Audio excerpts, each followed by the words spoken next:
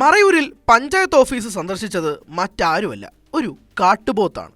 ഒരു ചായ കുടിക്കാനോ എന്തോ അടുത്തുള്ള ഹോട്ടലിലോ ഒന്ന് കയറി. ഇന്ന് രാവിലെയാണ് പഞ്ചായത്ത് ഓഫീസിനുള്ളിലേക്ക് കാട്ടുപോത്തിൻ്റെ രാജകീയ എൻട്രി.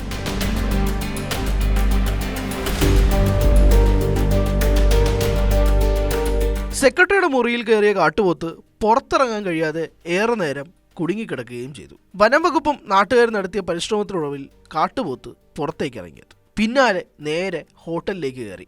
ഇത്രയും നേരം കുടുങ്ങിക്കിടന്നതുകൊണ്ട് വിശപ്പ് മാറ്റാനായിരിക്കും. പഞ്ചായത്തിനുള്ളിലെയും ഹോട്ടലിനുള്ളിലെയും ഉപകരണങ്ങൾ നശിപ്പിക്കുകയും ചെയ്തു. സ്വാഭാവികം, ഫ്രസ്ട്രേഷൻ തന്നെ. കാട്ടുപോത്തിന്റെ ആക്രമണത്തിൽ 2 പേർക്ക് പരിക്കേൽക്കുകയും ചെയ്തു.